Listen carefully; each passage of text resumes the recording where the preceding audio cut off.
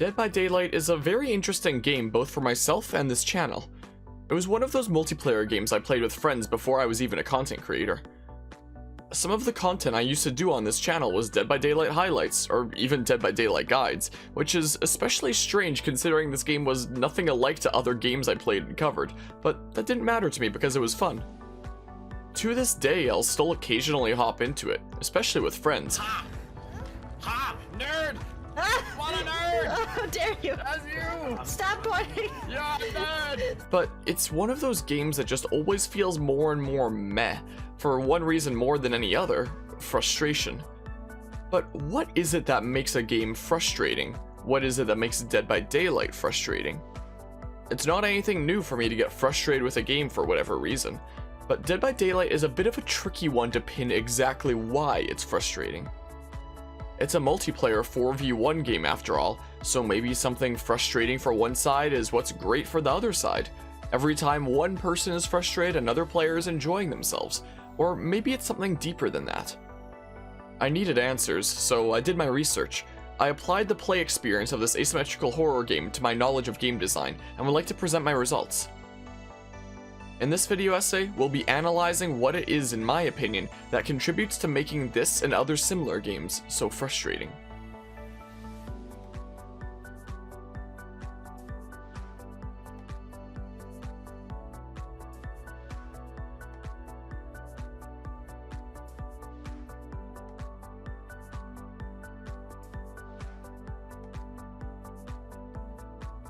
I cover mostly Nintendo content on this channel, so I know to my subs it may be a bit strange to see me talking about a game with pantsless Myers, snoots that need booping, and whatever the heck this is. Look at Harmonia!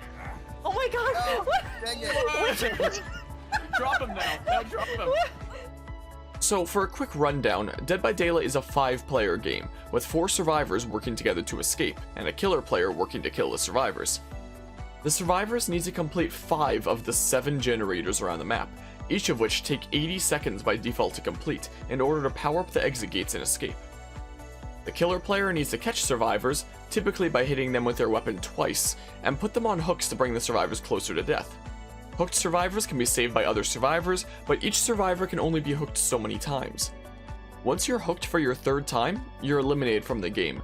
Or if nobody saves you before your life bar depletes enough, you could just die on your 1st or 2nd hook. The killer moves faster than survivors, usually 15% faster than default survivor run speed, or 10% faster for some killers who have stronger abilities, so a killer will by default gain distance on a survivor in a chase. How survivors can gain distance is by vaulting windows they do much faster than the killer, or by dropping pallets that can stun the killer and the survivor can then vault, but the killer has to either play around it or break it, eliminating that pallet for the rest of the game. Both sides can bring consumable items or offerings, or run up to 4 perks which are essentially permanent buffs which augment your survivor or killer abilities in some way. That's the gist gameplay wise, but what this game really is at its core is a game about time management. Each survivor can only be hooked so many times, so naturally, the longer the game lasts, the more time the killer has to kill everybody before they escape, and the shorter the game lasts, the less time the killer has to kill everyone before they escape. This is one of the reasons that it's quite common for killer players to run perks which slow down the game, make the survivors take more time to work on generators or do other actions such as healing. More time for the killer means more time to eliminate other players. As such, when being chased as a survivor, losing the killer in this game isn't exactly super common, so it's in your best interest to just take as long before getting caught as you possibly can, because time chasing you is time the killer isn't pressuring the other players off the generators that help them escape. When the killer has what's called pressure on a map, that means they're giving the survivors ample reason they wouldn't want to work on the generators. If you're chasing one survivor, then you have pressure on that one person. The other 3 are still free to do generators or whatever they want. If a survivor is on a hook, then somebody needs to come save them, so now you've got map pressure to get people off generators to save their friend, and the person on the hook can't do anything during this time. The more pressure the killer has, the less time survivor players have to get generators done without severe consequences. Hope that makes sense, because we'll be discussing map pressure a decent bit in this analysis.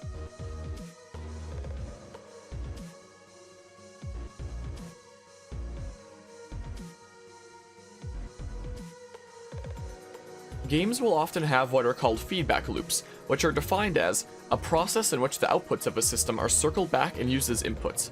Essentially, what has happened so far will have an outcome on what is yet to come. In games, typically feedback loops are discussed as either positive or negative feedback loops. A positive feedback loop is one in which some sort of outcome results in more of that outcome. In a positive feedback loop, if you're winning, then it's now much easier to continue winning, and if you're losing, then it's now way harder to catch up. Take Monopoly, for example.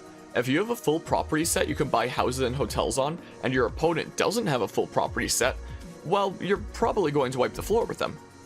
If it's not even possible for them to get a full property set, well then the chances of them winning are next to none. You could say in a game, a positive feedback loop makes those in the lead gain even more of a lead, and those behind fall even further behind, and it makes the game end sooner. A negative feedback loop is one in which some sort of outcome results in less of that outcome. If you're winning, then it's much more difficult to make more forward progress from here than if you're losing. I would argue the best example of a negative feedback loop is Mario Kart. The further back you are, typically means the better items you're going to get. It helps you catch up to those ahead of you. Or if you're in first, who knows when you're potentially going to get hit with a blue shell and lose your first place. A positive feedback loop destabilizes things. If the odds start to be tilted one way, then it's going to become more and more tilted that way. A negative feedback loop stabilizes things. It helps bring things back to equilibrium, bring everyone in a game closer to the same common amount of progress, and if the odds start to be tilted one way, it will gradually tilt things back towards being even. As well, a positive feedback loop typically makes the game end sooner, while a negative feedback loop typically makes the game last longer. In analyzing Dead by Daylight, I think firstly it's important to identify what kind of feedback loop it has. Dead by Daylight is absolutely a positive feedback loop game. There are some perk exceptions of negative feedback loops, and we'll be discussing those in more detail later. So, why is this a positive feedback loop game? Consider how the killer interacts with the survivors with respect to how DBD is a time management game. The game starts with the killer having no pressure on the map. All 4 survivors are free to do whatever they want. If the killer starts chasing somebody, well, now there's pressure on one person. The other 3 are free to do what they want.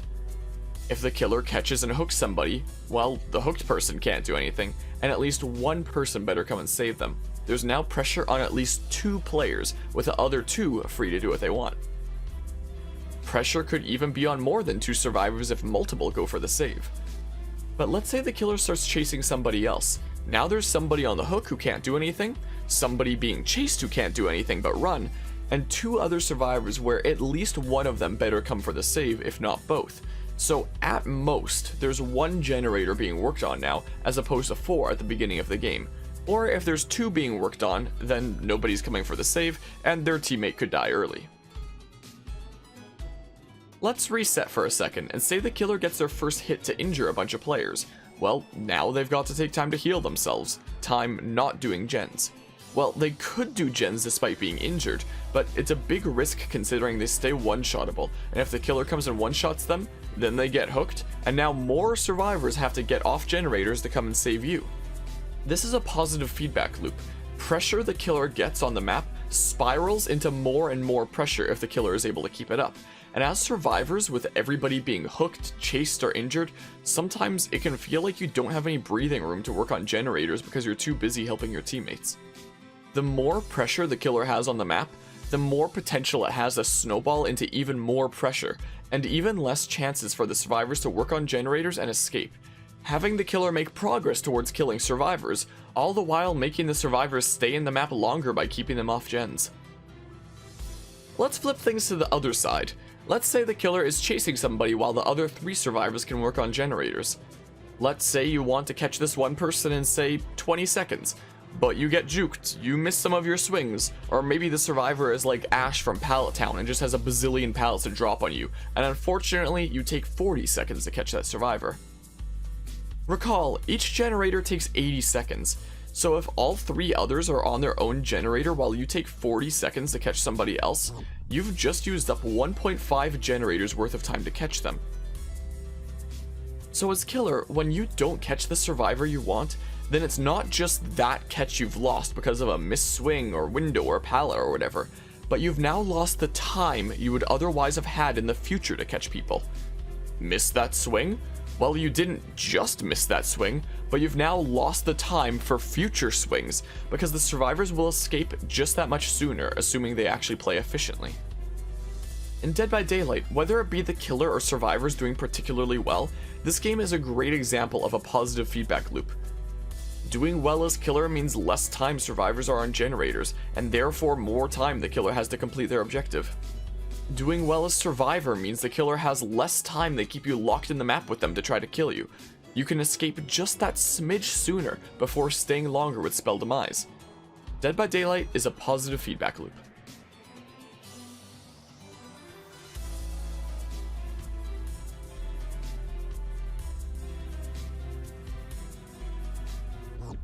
Okay, Harmonia, you prove that Dead by Daylight is a positive feedback loop.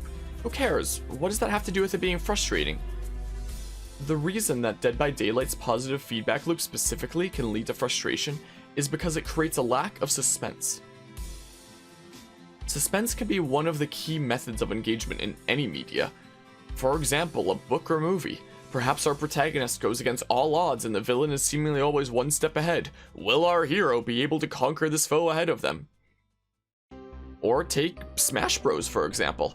It's a game that rewards creativity because it can result in taking your opponent's lives early. So watching or playing Smash games can be suspenseful because who knows what's going to happen. It's not over until it says game. Now, Dead by Daylight isn't exactly over either until all 4 survivors are eliminated or escaped, but it's almost never suspenseful because of the positive feedback loop ingrained in the core gameplay. The game might be far from over, but once it starts going a certain way majorly in favor of either side, it's usually decided then and there the side currently in an advantage state over the other is going to win. Not always. Sometimes a killer could pull off a crazy 4-kill out of nowhere right at the end, or maybe survivors recovered from a situation where nobody could be on generators, and now the killer can't catch anyone anymore. Once the odds start being majorly tilted towards one side, it's not necessarily decided then and there who's going to win, but it becomes frustrating because it feels like the outcome is already decided a lot of the time. The killer's got 2 people on hooks and the other 2 of us are too busy healing to do anything. Yep, we're probably not getting out of this one. Or as killer, maybe I finally caught my first person, but 3 generators are done. Yep, this game is over, I don't have any chance of killing anybody. I straight up don't have the time to do so anymore. Things can still turn around depending on how the games go, but a lot of the time they don't. Dead by Daylight's positive feedback loop results in this snowball effect, where the quote-unquote winning side over the losing side is probably going to continue getting further and further ahead, to the point that it feels like the other side just can't recover from this situation they found themselves in a lot of the time. The start of the game is the most important for both sides, since the game begins with the killer having no pressure on the map, and therefore the first catch is the most important. Sometimes people disconnect the game immediately if they're caught really early on. Why? Because it's a good start for the killer, which won't always dictate the rest of the game, but the player disconnecting feels like the entire game is going to be awful because of this bad start they had, and they'd rather disconnect and try again in another game. Not to say every good start for either side is going to result in a disconnect. The point is, a strong start either way is often a strong indicator of how the game may go, and that's a key reason sometimes people get frustrated enough that some are even willing to disconnect. Dead by Daylight is rarely ever suspenseful. Sometimes it absolutely is. What way could this game possibly go? Who will win? But experienced players typically have an idea of how the game is going to go based on the game so far. Once you get to the mid-game, you've probably got a pretty good idea who's going to win and lose. It's not suspenseful, it just feels like you're approaching the inevitable, and it can even take away the pride in a victory. It's one of the key reasons that Dead by Daylight thrives off of a constant intake of new players. New players aren't going to know what to expect from the rest of the game, or care about being as efficient as they can. A study was conducted, which I'll link in the description, where volunteer participants rated how suspenseful they felt about scenes they were shown in Dead by Daylight. Scenes such as a killer catching and hooking a survivor, the survivor having to fight the entity for survival until their teammate came and rescued them to hopefully escape. The group completely unfamiliar to the game reported high suspense. The group that had no prior experience with Dead by Daylight, but had the mechanics and conditions for escape explained to them before the study, reported some suspense. And the group of actual Dead by Daylight players reported virtually no suspense. As well, reports on hope for both groups that had some understanding of the game were relatively low. Whereas for the group with no exposure, reports of hope fluctuated between high and low.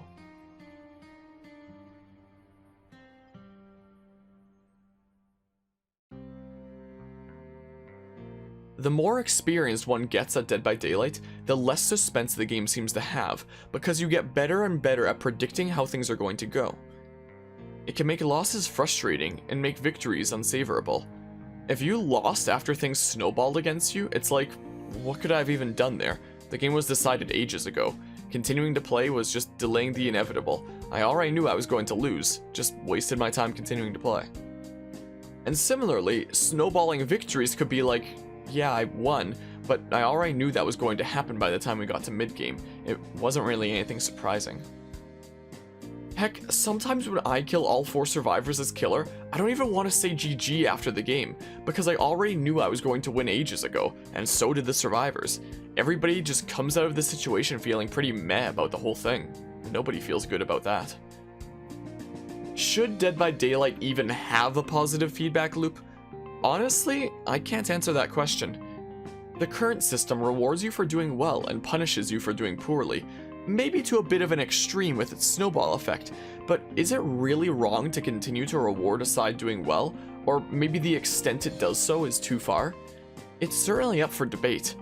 However, what the positive feedback loop definitely does is it takes away suspense by making players feel like they're just approaching the inevitable once things start snowballing one way or the other. Sure, there are some matches where things never skew to one side all that much and the result is unclear, but if things do start really snowballing one way or the other, then it's like the game is pretty much decided. What would Dead by Daylight look like if it had a negative feedback loop, giving the other side more of a chance to catch up? Maybe that would be even more frustrating than its current positive feedback loop. You work hard for things to go one way only to have it potentially snatched away.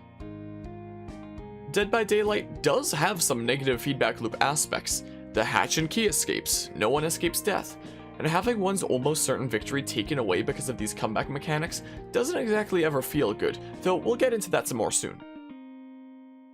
What if Dead by Daylight didn't have any feedback loop? What would DBD even look like without a feedback loop? I don't know, do you have any ideas for a version of Dead by Daylight without a significant positive or negative feedback loop? It doesn't necessarily have to be a good game per se, but what do you think it could look like without a feedback loop? I'm curious. Or any potential ideas to remove the snowballing positive feedback loop without ruining what makes the game fun? Let me know your ideas in the comments. Dead by Daylight is a positive feedback loop game. That's not necessarily a bad thing, that's just the way the game is. This feedback loop doesn't by any means make it a bad game. However, with enough time in the game, this feedback loop replaces the suspense with inevitability, which leads to frustration. It's one key factor in many that helps make Dead by Daylight frustrating, and while I'll detail what I believe the other main factors that contribute to the frustration are, I feel like the positive feedback loop and inevitability is the largest reason. Frankly, I don't know if there's a way to quote-unquote fix this positive feedback loop without ruining what actually makes the game fun. I think it's a topic worth discussing, but there's by no means an easy fix to this issue, and if this feedback loop was changed, I think Dead by Daylight would feel like a very different game. It's possible Dead by Daylight might just have to be a positive feedback loop game by its very nature. By this line of reasoning, maybe Dead by Daylight is just by nature a game that inevitably leads to frustration, through its positive feedback loop taking away suspense by creating inevitability, but I'll leave that to you to decide.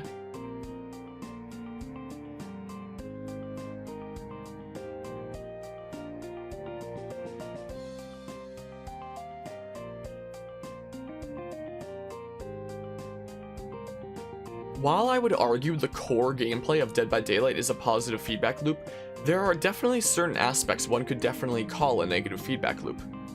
I would argue the single biggest instance of this is No One Escapes Death, a killer perk which is essentially the definition of comeback. There's a lot of perks in this game that reward the player for playing well or performing skillful actions, but NOED, as it is abbreviated to, is an example of a perk that gives a major reward for playing poorly. What No One Escapes Death is a perk that makes it so that once a 5th generator is completed, the killer can now one-shot everyone and move 4% faster. NOED is what's called a hex perk, which we'll touch on more in a bit, but hex perks are ones essentially deemed so strong that the survivors are able to destroy the perk. Around the map are 5 totems, with randomly generated locations among a set of possible locations. If the killer has a hex perk, it will light up one of those 5 totems, and if the survivor breaks that lit totem, then it destroys that perk for the killer for the rest of the game. NOED, however, only activates when the final generator is completed. It doesn't light up a totem before then, so there's no way for survivors to know about and search for the NOED totem until endgame. Alright, so why is this a negative feedback loop? Negative feedback loops bring things back to equilibrium, make it more difficult for those ahead to stay ahead and promote comebacks. NOED is an example of giving the killer an absolutely game-changing strength as a reward for losing the game.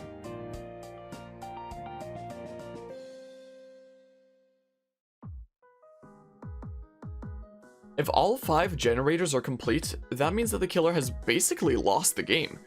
Maybe they'll get 1 or 2 more catches, but most people alive are usually going to get out by this point. The killer doesn't want 5 generators to be complete, because that's the step just before their loss scenario, to the point that the killer has essentially lost if it reaches that phase. The reward for having lost the game is, a lot of the time, winning the game, by being able to go around one-shotting everyone the killer sees. As survivors, losing the game to this perk is kinda like losing your first place in Mario Kart to a blue shell. Except, the blue shell is RNG for if it's going to appear or not, and NOED is based off of whether the killer player decides they want to use it or not. You know, maybe this isn't even a good example of a negative feedback loop, because negative feedback loops restore things to equilibrium, but with NOED, a lot of the time I feel like I see the killer players suddenly win the game because of the perk. It's not necessarily always restoring things to be a much more close and even game. A lot of the time, it just takes the losing side and declares them the winner because they decided to use this. It's not necessarily a bad thing to have comeback mechanics, but I personally feel like there should be a fine line between what one defines as a comeback mechanic and what one defines as being genuinely better off for losing. While I'm not sure whether I'd define NOED as a negative feedback loop or not, one mechanic I would definitely define as a negative feedback loop is Bloodlust. Bloodlust is a mechanic in Dead by Daylight that makes it so the killer gets faster and faster the longer they're in a chase with a survivor. This speed boost is reset whenever they hit a survivor, they break a pallet, or the chase ends. Essentially, the game says, is this person hard to catch? Here's a handicap that'll make it easier for you. It's usually not even super helpful for killers in the grand scheme of things anyway, because if a killer is gaining a lot of speed with Bloodlust, it means they're taking way too much time to catch this survivor, and who knows how many generators have been completed by now. Sure, it helps them catch that survivor, but by that point they've already used up so much valuable time they can't get back. If I catch somebody because of Bloodlust, then I can potentially feel kinda bad because it's like I was rewarded for playing poorly, and it doesn't feel good to be caught because of it as a survivor. But do I think it's a bad mechanic? You know, after making this video and analyzing this game in terms of feedback loops, I don't think it's a bad mechanic per se, and I went into this project thinking I was going to call it a bad mechanic. It's not a game-breaking advantage like No One Escapes Death, and the advantage it gives the killer players is already outweighed by the advantage state survivors have been put in this scenario. I'm explaining this poorly, let me rephrase. If the killer is having trouble catching somebody and builds all the way up to Bloodlust 3, that means they need to have been chasing that survivor without hitting them or breaking a pallet for at least 45 seconds. If the other 3 survivors are all on generators, then that means they've gotten like a generator and a half done in the time it took the killer to get that one hit. If the killer is building up Bloodlust, it means the survivor they're chasing is giving them a good run and a big advantage for their team. If Bloodlust helps a killer catch somebody, then the time I already got from that as survivor is going to be more of an advantage to me than the advantage the killer gained from Bloodlust. Take the killer catching somebody after 45 seconds with Bloodlust 3 for example. The advantage the survivors gain of 1.5 gens is much greater than the negative feedback loop of catching one person Bloodlust did for the killer. I mean, under the assumption that you have teammates that are actually working on generators though, to be fair. Sure, maybe the killer didn't quote-unquote earn that catch because of the speed boost the game gives them when it takes too long to catch somebody, but usually when you see this slight comeback mechanic come into play is when the survivors are already way farther ahead anyway. If I'm playing Mario Kart in first place, I'm not going to complain about the guy half a lap behind an 8th who just got a golden mushroom. Who cares? It helps them out, but it's usually not going to endanger my first place by any means. I used to hate Bloodlust ever since it was added to the game, but honestly on making this video, I think it's a good example of a negative feedback loop that brings things closer to equilibrium without throwing things completely out of proportion like Noed. It helps killer players, usually newer players, catch survivors and be able to feel like they're still involved in a threat to survivors without being a tool that can just win the game for them. Bloodlust can create frustration in survivor players, being caught for no other reason than the killer took too long to catch them and couldn't mind game their way to a hit, but in hindsight, is it really something to be frustrated about? I might get caught because of Bloodlust, but my team isn't going to lose because of it. And besides, the killer is a player too, and they might be getting frustrated with not being able to catch somebody for a while. It's not like getting caught once is the end of the game for me. Well, usually. So I think Bloodlust is especially a good mechanic for newer killer players, but at all levels, it helps keep things a little closer to equilibrium without majorly tilting the tables.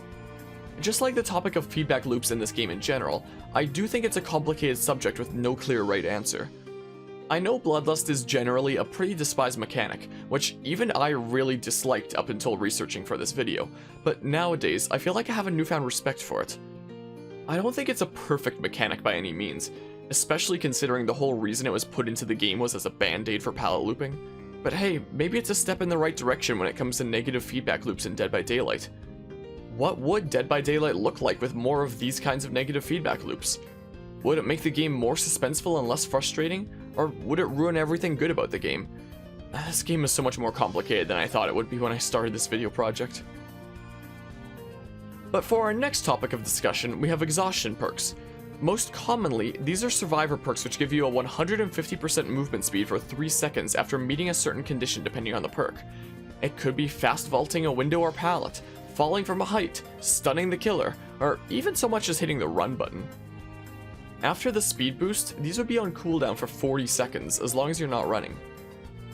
What I would argue is the strongest of these perks is Sprint Burst, which only requires you to hit the run button. To put into perspective how much distance is gained on the killer with Sprint Burst, yeah.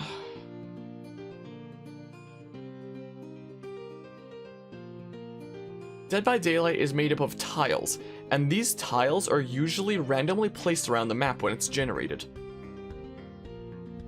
Sometimes a tile will be a pretty safe one, have some nearby pallets or windows the survivor can run to.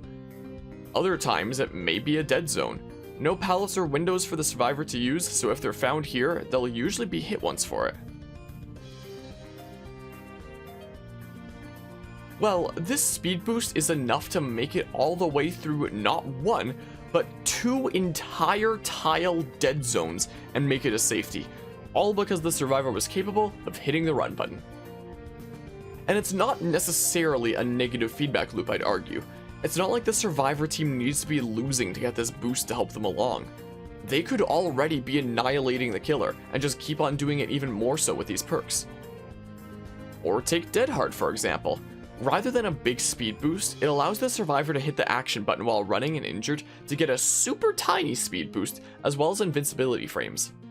In the open, this isn't that big of a deal for experienced killer players. Just wait to see if they have the perk and use it, and swing after if they had it. However, when it's just that smidge away from safety, and the survivor would normally get hit here because they screwed up, nah, just hit the action button, they're fine now.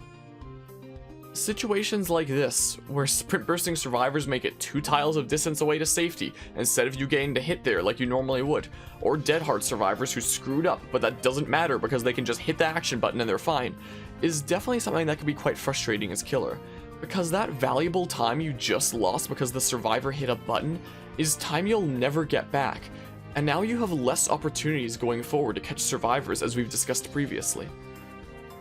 If things like exhaustion perks only kicked in when the whole survivor team has the odds stacked against them, then it would be an example of a negative feedback loop that helps even the odds. But as is, it's just one of those things that can dramatically skew how the game goes no matter what's happening in the game up until that point, similar to No One Escapes Death. Imagine if in first place in Mario Kart, you could still get items like the Bullet Bill or Golden Mushroom. That's kind of how exhaustion perks feel. They'll be a massive crutch no matter your current placement in this race. I think Bloodlust is a good example of a negative feedback loop that can help you just that smidge when you're in a tight spot, but it's never going to win the game for you. Exhaustion perks and NOED can absolutely be the driving force that wins the game for either side. If I could change Dead by Daylight however I saw fit, I would absolutely remove both exhaustion perks and NOED. Except head on, why is stunning a killer by jumping out of a locker even counted as an exhaustion perk? Bloodlust is a negative feedback loop, but exhaustion perks and NOED, I'd argue, are more so just majorly rewarding mistakes. I think it's important in these kinds of games to consider what helps players feel more involved and like they have more of a chance without just handing them the game, and what goes too far and completely skews things in favor of one who made the mistake, especially considering this is often something that inevitably leads to frustration.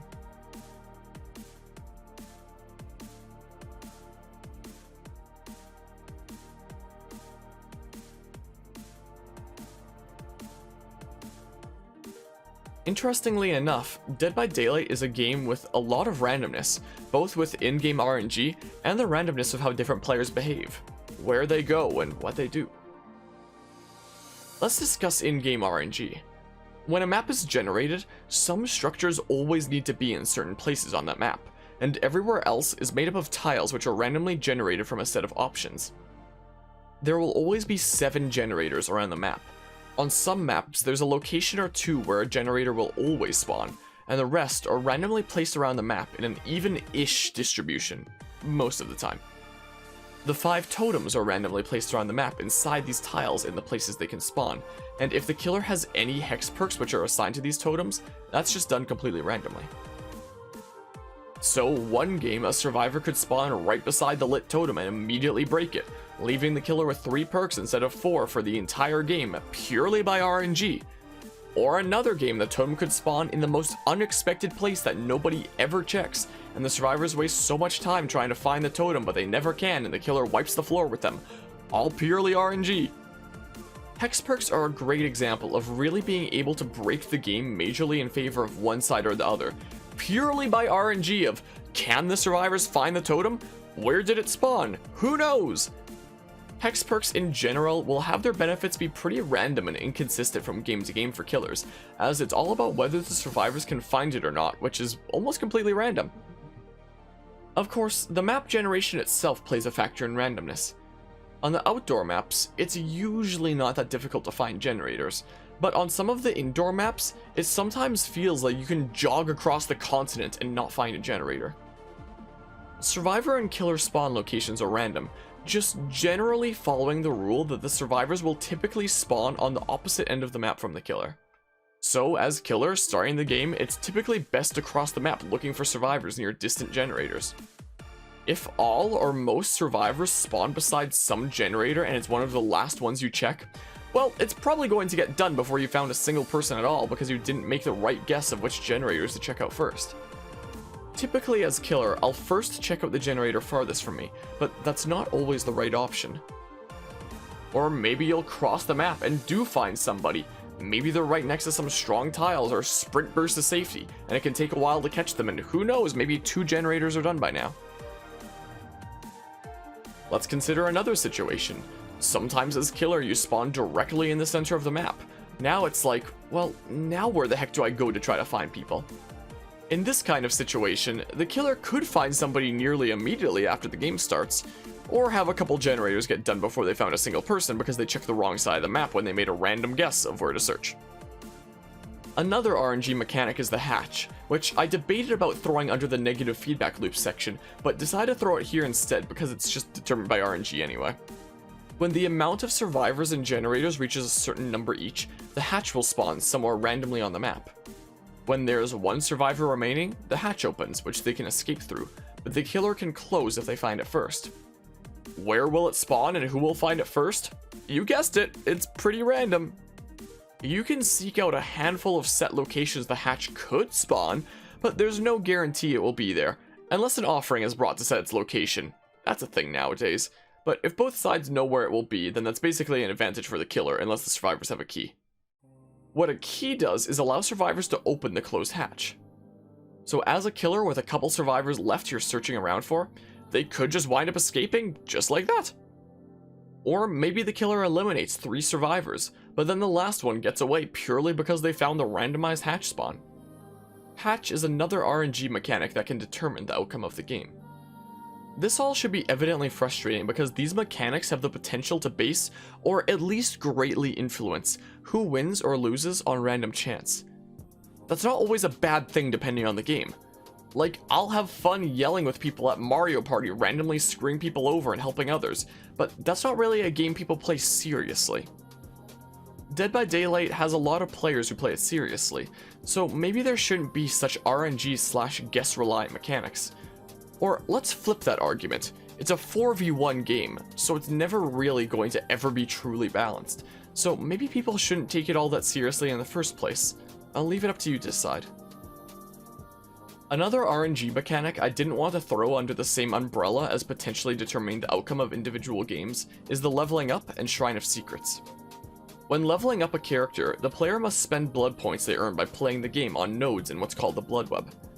The character levels up when there are no more things to be taken on the blood web, and these things can be taken by the player or the entity which comes along after a few nodes have been taken and starts taking things itself, which is usually good as it means less points the player has to spend to level up. Initially, a level of the blood web will have 1 perk on it, then 2, where once the player takes 1, the entity will take the other, and then 3, where the player takes 1, the entity takes 1, and then the player can take the other one, and then finally 4, where the player takes 1, the entity takes 1, and then once the player takes another one, the entity takes the last one. How the perks that appear in level ups are determined is completely random from the available pool of perks, so if there's some specific build or perks you want on a certain character, then you need to either keep leveling until you get lucky enough, or you just gotta continue leveling for 3,000 years until the perk pool gets so shallow that what you wanted basically had to show up sooner or later. There's really no way to work specifically towards what you want. It's all RNG. On top of that, when the entity has taken all the nodes it can in its current path, it will then randomly jump to one of the nodes on the current outermost ring. This is usually fine, as you take 3 nodes ending in a perk, the entity takes a perk and takes turns taking nodes as you make your way to your second perk, then it takes the final one. However, sometimes you'll grab a perk on the same branch as the one the entity winds up taking, meaning it only takes 2 nodes now before its path ends, and 2 nodes isn't enough time for you to reach another perk. And when the entity jumps to another node on the outside ring, it could very well be that perk that you wanted. So now you go for the 1 perk that's left, but because you built that path to the one the entity just took, it now needs to jump again, and maybe it will wind up being the other one that you were going for. So once you're high enough level that you typically gain 2 perks per level up, sometimes you'll gain 1 per level up instead of 2, due to no reason other than RNG. It's not frequent, but it happens, and when it does, it's frustrating to have the progress one would normally have been able to make there snatched away by random chance. At the time of writing this script, with the latest update adding the Trickster, there are currently 89 survivor perks and 81 killer perks.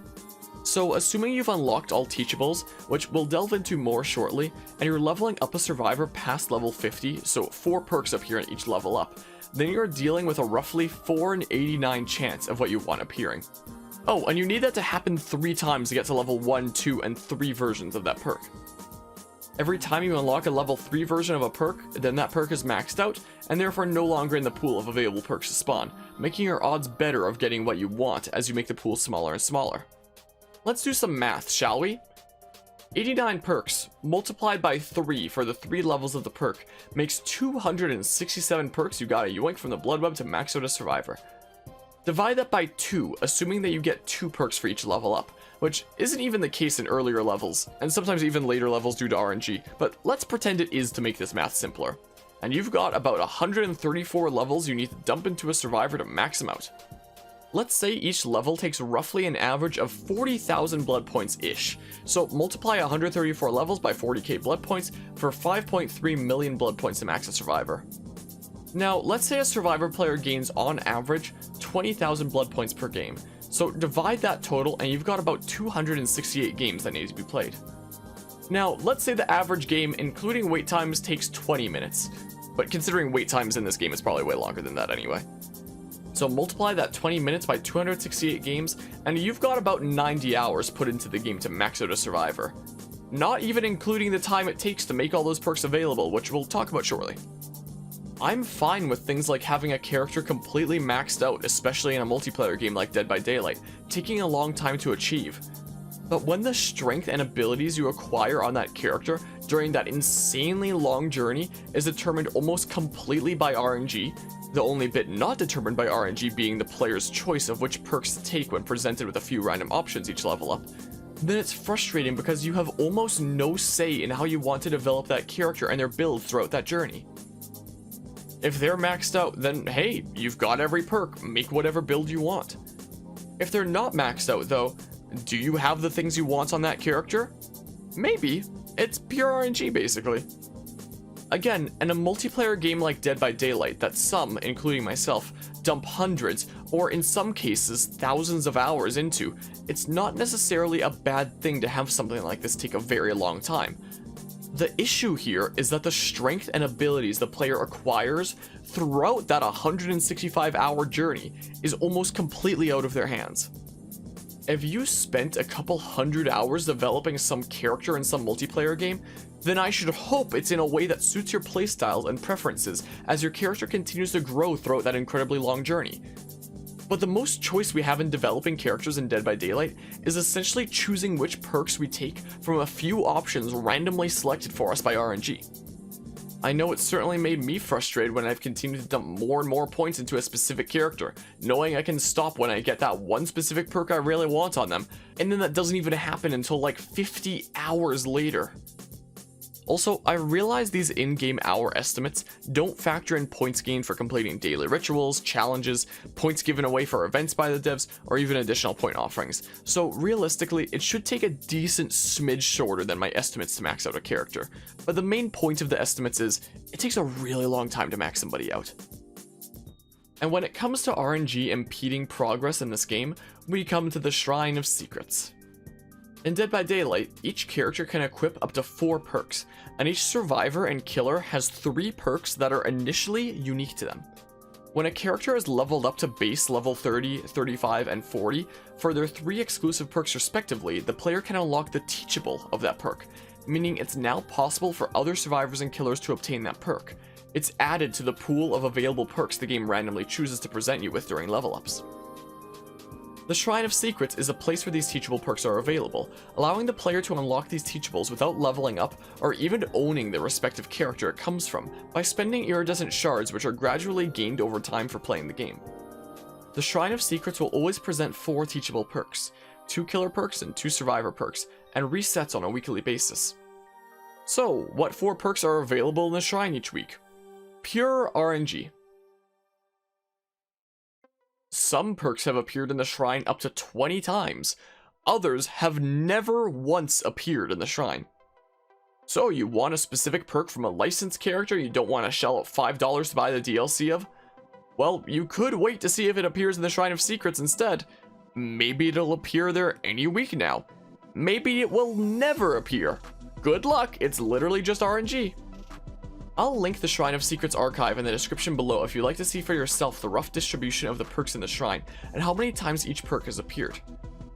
As of the time of writing this, there are currently 19 perks which have never appeared in the Shrine of Secrets. So, RNG in Dead by Daylight. It can make or break your matches, especially if hex perks are in play, and it can royally screw over your progress as well. A lot of the time, Dead by Daylight likes to take you on this wacky ride you don't have as much say in as you should. It's frustrating because it's something you as the player don't have control over.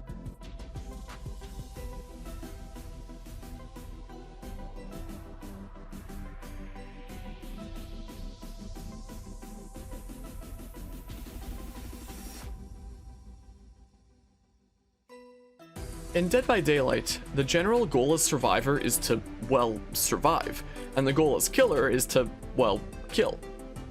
However, sometimes the player is presented with additional challenges in the form of dailies, challenges, and achievements. I was going to start out this section talking about daily rituals, but I decided it was too boring and I cut it out, so here's the short version.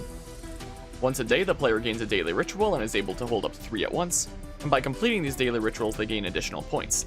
And these are usually do X thing as either survivor or killer, do X specific thing as survivor, or do something related to killer's main ability X number of times. Unfortunately, not all daily rituals are created equal, and some related to using a killer's main power are a little bit more convoluted than others. So oftentimes it takes way more games to get these daily rituals done than you would initially hope, which can result in frustration because it feels like you're forced into playing these characters that you don't really play, don't really like, or are continuing to try to get this wacky challenge that is just so convoluted. Challenges, however, are actually finite. They're kinda like quests you can do to earn rewards and fill out completion percentage, where you can accept one challenge to try to complete at any given time. So when you've done a challenge, it's like, phew, that node's now complete forever. You need to do prior challenges to be able to accept newer ones in the current tome it's from. And while these are finite, the developers add new tomes and challenges faster than most players complete them. So there's not exactly a lot of instances of those with all currently available challenges to complete. Whether that's a good or bad thing is for you to decide. The reason why I bring up that few actually complete all challenges is that most players typically aren't going to have the feeling that they'll eventually reach all challenges completed and be able to play the game without these challenges anymore. It feels like the moment you complete and earn the rewards for one, there will always immediately be another one available, so it doesn't exactly benefit the player to not bum rush the challenges as best they can if they want to maximize their blood point gain and progress. Ever played a Civilization game before? The progress you make now is just as, if not more important for every future turn. Let's say you created a science district 10 turns earlier than you might have otherwise. You've now got the benefits of 10 more turns of science for the entire rest of the game, and can focus on new projects from here. In Dead by Daylight, the sooner you get a challenge done, the sooner you can move on to the next challenge. There's no benefit to having your current challenge take longer than it has to. If you take 5 games to complete a challenge instead of, say, 1, then in some other timeline where you had completed it in 1, maybe you were able to complete 2 more challenges from there in those 5 games total. Each bit of progress you make now not only affects your current progress, but also future progress, similar to getting things built in a timely manner in Civilization. So in Dead by Daylight, when you don't get a challenge done, it feels frustrating because it's like by now, you could have already been making progress on future challenges, but instead, you're still stuck on the same old challenge. It would be neat to be able to have a few challenges selected at once that either all have progress made towards them at once, or the player chooses after the game is over which challenge from a few that game makes progress towards, being shown how each challenge will be affected if that's the one they choose. That way, each game can actually feel like it's making forward progress, rather than being stuck at some frustrating brick wall like these challenges often are. As well, many challenges require certain characters. I've been playing this game with friends who look over their challenges and have been like, wait, I can't even do that one, I don't own that DLC character. To be fair, non-licensed characters can be obtained for free with enough hours in the game, but it takes a lot of hours. Then we come to our final optional objective in the game, achievements. Steam achievements in specific. I don't play Dead by Daylight on console, so frankly I don't know if these achievements exist on console. I've almost 100%ed the Steam achievements of this game, so I know the pain of trying to collect them all. Usually these achievements aren't that bad, and many will be obtained simply by playing the game. Others, however, are ones which take 3,000 years. The achievements I really want to talk about are the Adept achievements, of which there is one for each character in this game. Adept Survivor achievements are escape with that survivor with only their 3 teachable perks. Alright, that's not too bad at least. Adept Killer achievements should then naturally be using only their 3 teachable perks, kill all 4 survivors, right? Well, that would come with the assumption that this game was designed by sane people. Adept Killer achievements are achieve a merciless victory with that killer using only their 3 teachable perks. But what exactly is a merciless victory? It's a double rank up, and at high ranks, this is darn near impossible to get with each killer using only their 3 unique perks. Now, at high ranks, you're going off against some of the players with the most amount of hours in the game. That doesn't always translate into skill, but almost all the time, it means it's going to be no easy game if you're using some mediocre killer with only their 3 teachable perks. If the challenge was to kill all 4 survivors, then hey, it'll happen eventually, so just keep trying at it. But double pipping needing an almost perfect game? First couple generators got done early? No double pip for you. Survivors died early on hook? No double pip for you. You ended several chases with one-shots? No double pip for you. Anybody finds the hatch before you when it randomly spawns? No double pip for you. And this is something you need to do using a killer with only their 3 unique perks, which are usually pretty garbage a lot of the time. These Adept Killer achievements are absolutely feasible at low ranks where people are generally way less experienced. But going for Adept Killer achievements at high ranks just feels like hitting a brick wall of coming nowhere close to the Adept achievement most of the time, and sometimes getting so close, but guess what, you didn't get enough hooks, or gens got done too early, or you got too many one-shot downs, or survivors ran you around too long, or somebody found the hatch, or literally anything else, and guess what, you've got to keep playing the same mediocre killer with your 3 trash perks over and over again for this achievement. It feels like such an insurmountable challenge so much of the time. If any BHVR developers ever see this video by chance down the line, if you have any one takeaway from this video, please fix your Adept Killer achievements.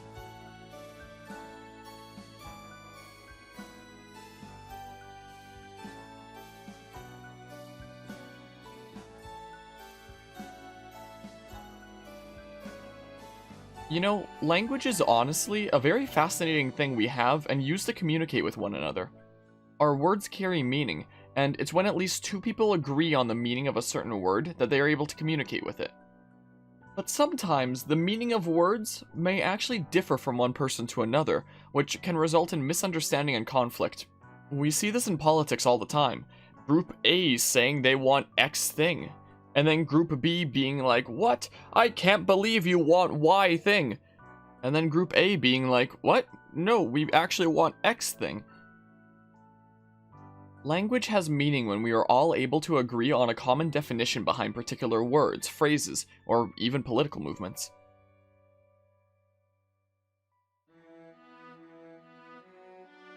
But how does this all relate to Dead by Daylight? Well, Dead by Daylight has a lot of terms thrown around its community that carry negative connotations behind them, such as camping, tunneling, gen rushing, body blocking. But the thing about these kinds of terms is there is no exact definition. What is camping? When the killer stays close to a hooked survivor. Okay, but what radius do they have to be in for it to count as camping? Does chasing somebody inside this radius constitute camping? What about searching for somebody because they saw scratch marks? What is tunneling? Well, that's when the killer focuses on one survivor in particular. But what does that really mean? Do they actively avoid every other survivor and only chase if they see the one they're tunneling? If they see 2 survivors and choose to chase one, does that mean they're tunneling that person? If they chase the other person, would it be tunneling that person instead? What if they just went after whoever was in the worst position and therefore had a greater chance of catching? Does it still count as tunneling? What if the killer never actively sought out one survivor, but just so happened to stumble on them by chance and that survivor just had really bad luck? Does that really count as tunneling? If you ask the Dead by Daylight player base these questions, there will almost certainly be a complete mix of yes and no answers. Why? Because terms such as camping and tunneling don't carry a commonly accepted meaning, and therefore lose their ability as a form of language as the line starts to blur a little bit for whether this counts as camping or tunneling or not. what one person interprets as camping won't be exactly how another person interprets it. Some person could yell in post-game chat at the killer saying you were camping me, when what they really mean was you were within a certain radius of me for a certain amount of time. Whereas the killer could yell, what the heck, I wasn't camping you, when what they really mean is, I saw scratch marks that told me somebody was hiding nearby, so I checked the area for them to scare them off before chasing them or just moving on to patrol generators. Because these terms do not have a commonly accepted meaning, are they really an effective use of language? Whether or not a player camped or tunneled or any other similar negative connotation word becomes based off of feeling. There is no definition for camping or tunneling, no guidelines or checklist that needs to be met to fit the definition. Most people have some similar ideas of what may constitute these terms, like way more people are going to say that the Leatherface player chilling around the corner in the basement staring at the hooked person is camping, over the amount of people that say the hillbilly who immediately zipped to the other side of the map was camping. There is a certain area that most players can probably agree that the killer was camping or tunneling or whatever. But when you ask people about whether the killer who saw scratch marks around the hook and was trying to find who they belonged to was camping, that's when the hypothetical waters of answers start to get a bit muddied. As the area becomes more and more gray for whether certain actions are constituted as certain terms or not, whether it's defined as X thing for said person becomes more so based on feeling. Does it feel like the killer is camping you? Does it feel like the killer was tunneling you? There are definitely situations that the majority of players would say, yes, that is blatant X thing. But as it becomes less and less blatant that so-and-so was doing X thing, then whether you think they were or not becomes based off of feeling. Dead by Daylight can be a very frustrating game at times, as we've very much discussed. And unfortunately, there are a lot of players out there who allow that frustration to shift how they define certain terms, just because it feels better to have an excuse for their frustration by having somebody to blame. It clearly wasn't me being found in bad positions or the killer just stumbling upon me by chance. They were clearly tunneling me. I better try to make that piece of crap feel bad in the post-game chat and make sure I report them. My dad's uncle's dog's original owner works at BHVR and he's gonna get you banned. Dead by Daylight has a lot of factors that lead to frustration, which can often lead to a shift in the meaning of certain language, which leads to misinterpretation or misuse of certain terms, which leads to conflict and toxicity, which leads to more frustration and more incentive for people to shift how they define things and pursue conflict and toxicity in a never-ending cycle. It's a bit of a slippery slope, isn't it? And one that unfortunately has been a significant factor that has led to, quite frankly, a pretty toxic community. I'm not gonna say that this is like the pure reason that anybody is toxic on Dead by Daylight. I'm not gonna pretend that I know the answer to that. But I do think that this is at least a factor. Of course, not everyone is going to go down this same slippery slope, obviously, but some do, and let it take them down a very dark path where they need to make other players feel bad about themselves just because of how they played in one 20-minute round of a video game. Sometimes I feel like I had an opponent who played in a very disrespectful way, but what do I have to gain from trying to make them feel bad about it? It'll waste both our time and give them more incentive to feel like whatever they did was deserved. It was one round in a video game, everyone's playing to have some fun. Best thing to do if I'm not happy about how a game went is to just move on with my life.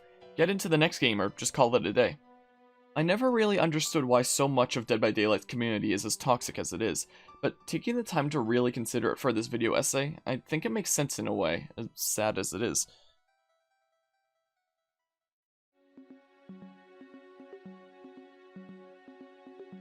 Again, this obviously isn't the only reason that anybody's toxic on Dead by Daylight, and obviously not everyone is going to go down the same slippery slope. But I think the big lesson here is not letting one's frustration dictate how they behave towards others. What does one really have to gain for bashing somebody for playing a certain way? We're all just nerds hopping into the same game to have some fun and make some progress. Yeah, it's a very frustrating game at times, but that shouldn't dictate how we behave towards our fellow human beings. Dead by Daylight is a very accessible game, being like $10 when it's on sale, and it's a pretty decently gruesome multiplayer game, since it's all about killing survivors or surviving and escaping. So I feel like because of the accessibility, and in part potentially the gruesome nature, there can also be a lot of people who are quite troubled that find themselves attracted to DBD. Every name behind a screen is another real person, that's lived their life just like you have, except with completely different memories, experiences, connections, goals, aspirations, and everything that makes them into who they are. I've met 3 of my channel mods and best friends through Dead by Daylight, connections I wouldn't give up for anything. And I've even talked down some people from Suicide who I met through the game, whether it be because they said some troubling things in the post-game chat and I wound up reaching out to them about that, or we made a genuine connection with one another after talking for a while. Every name behind a screen has so much value, the value of a life. But unfortunately, I feel like there's a lot of players out there, of any game really, that don't really seem to appreciate that, and let their frustration potentially cause irreparable damage to someone else's life. A lot of the Dead by Daylight community makes me really sad sometimes, quite frankly. I would love to see it get better, but I don't know if it ever will. It's a very gruesome and accessible multiplayer game. Anyway, before I wrap up this section, I just wanted to say that I make time for those who need it. If you're struggling with some really heavy stuff and don't feel like you have anybody to lend you an ear, then please, don't be a stranger. We have a venting channel in the Discord server and my DMs are always open for those who need it.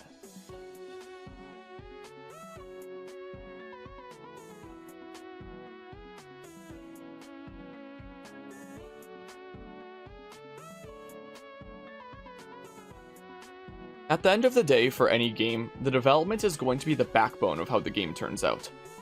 To develop a game effectively, you need to be able to really get an intimate understanding of that game. Doing so requires a lot of playtesting, both on part of dedicated playtesters or a player base, and that of the developers themselves.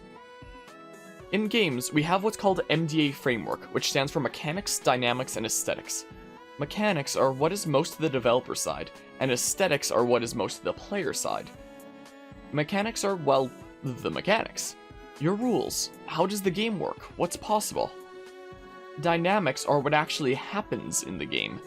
So for example, with mechanics of, there's 7 generators around the map and my team has to try to repair 5 while a killer tries to find and catch us. The dynamics of this round could be I start working on a generator but hear the killer coming, so I hide until he goes away, and then I resume working on the generator and successfully finish it. Aesthetics are how the experience makes the player feel.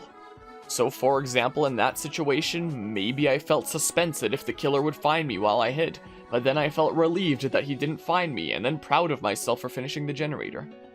The mechanics result in the dynamics, and the dynamics result in the aesthetics. In order to help balance the game and make it enjoyable, it is important to use feedback of players and your own experience to intimately understand all 3 of mechanics, dynamics, and aesthetics, in order to bring your game closer to the desired experience you want your players to have. The problem with Dead by Daylight's development is the developers don't really seem to play their own game. They don't understand the aesthetics of this MDA framework. They'll sometimes listen to what players describe and complain about, helping them get an understanding of the dynamics, what happened and how. What they don't understand is the player experience created by the dynamics. In my game design class on tabletop games, my groups would constantly play the games we were designing with one another, and discussing what might make better results. But we went into the games with an intimate understanding of the mechanics, so we would hold playtests with those new to the game. But these wouldn't be playtests that are just done on their own and reported back to us in some way. No, we watch the playtest happen. We jot down notes about what happened and what kind of emotions people were showing. It was online because of COVID, but many of us would have cameras on to see one another's expressions at the results of our games. And one of the key questions we'd ask our players is how that game made them feel. The development of Dead by Daylight really doesn't seem like it accounts much for how it makes the players feel, as if the development doesn't take into consideration the A of MDA Framework. They'll make changes based on how they think it should make people feel, rather than taking actual feelings into account or experiencing it themselves by exploring their game as a player in addition to developer.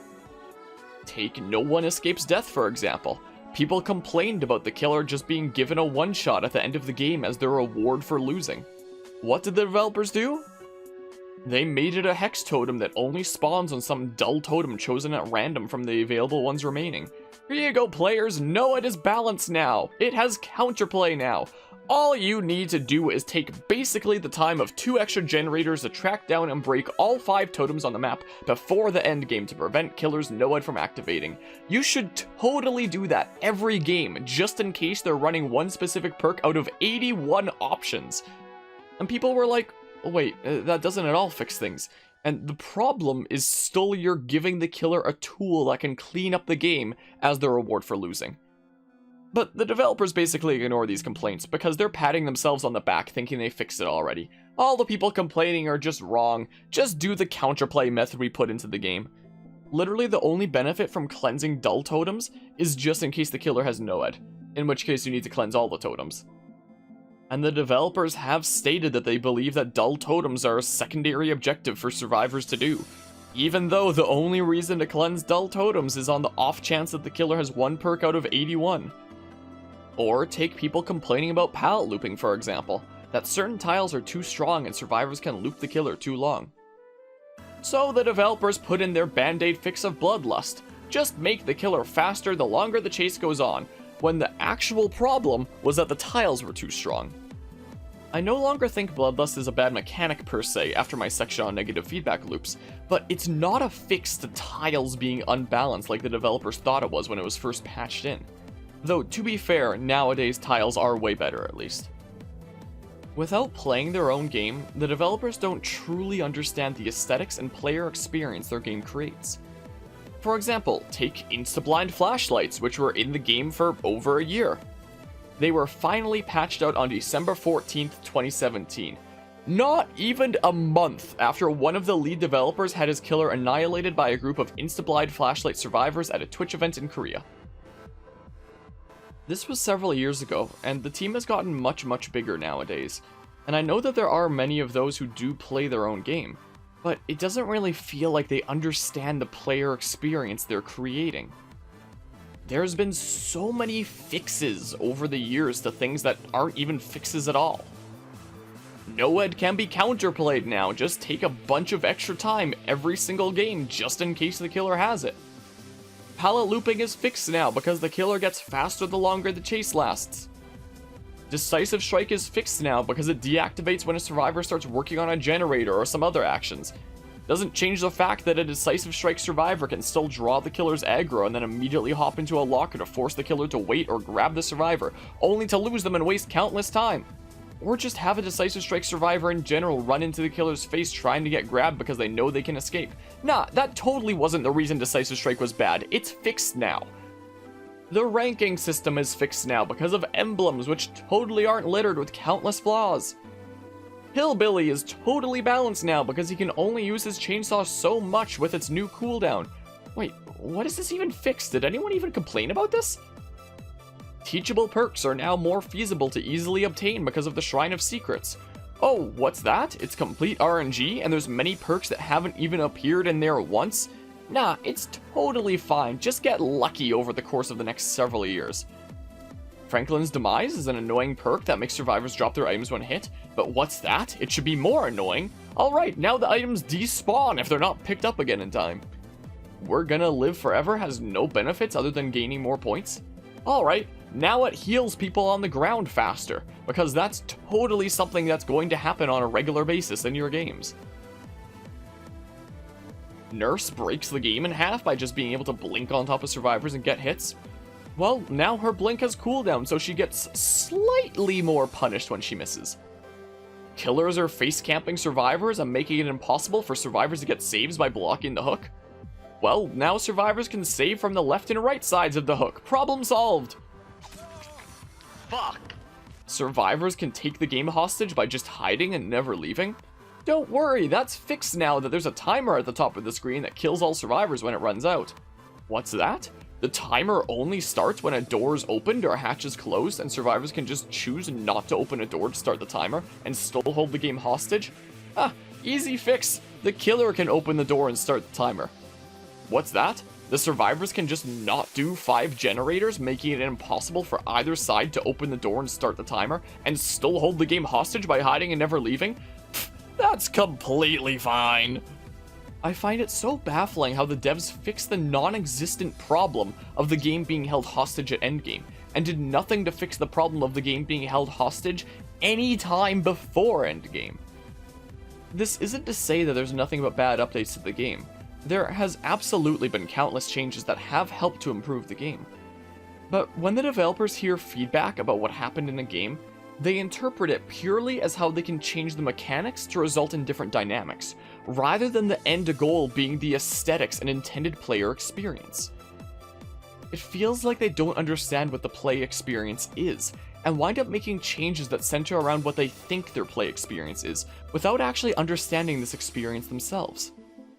I'm sure the developers of Dead by Daylight seem like nice people who do really genuinely care about their game, but they don't seem to genuinely understand their game from the perspective of much more than developers, never reaching or understanding that player experience side of the MDA framework.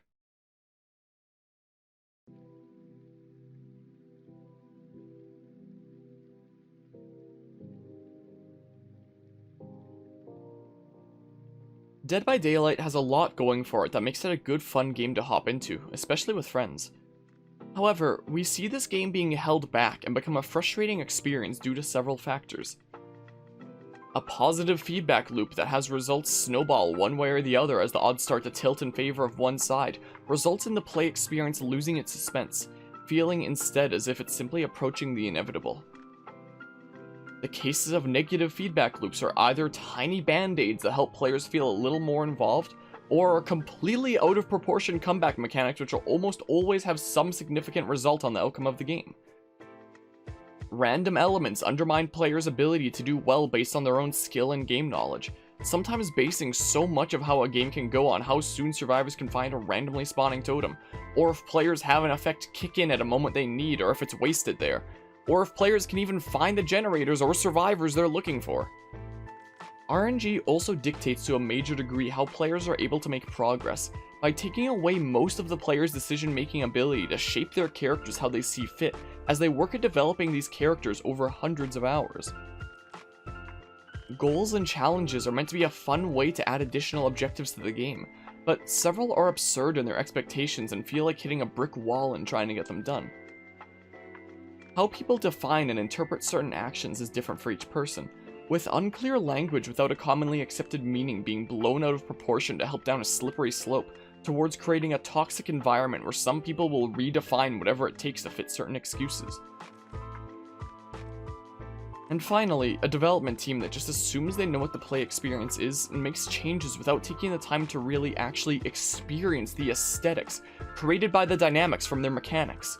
It results in a game where each patch feels uncertain of if things will get better, not really change in any meaningful way or not at all solve the problem, or even just get worse. All these factors contribute towards making Dead by Daylight a frustrating experience that, despite getting so many additions and changes over time, has just felt like it's approached mediocrity. Maybe Dead by Daylight as a game itself is just a flawed premise. Maybe there's no way to change the positive feedback loop in a meaningful way. No way to remove certain random elements. No way to stop many members of the community from falling down the slippery slope they have. But I do know this game can be better.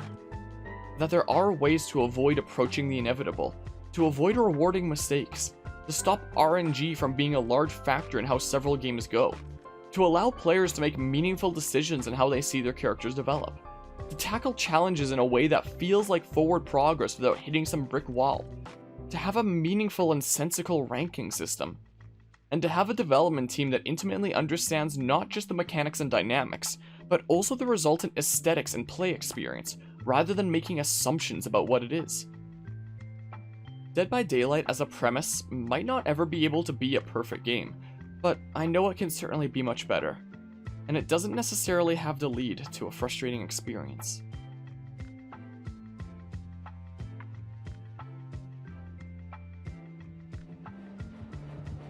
I thought it did. I'm mashing spacebar, are you kidding me? What the? My buttons aren't doing anything, I can't wiggle. The game broke. What is happening? What is this lag? Did he hit the freaking lag switch? What?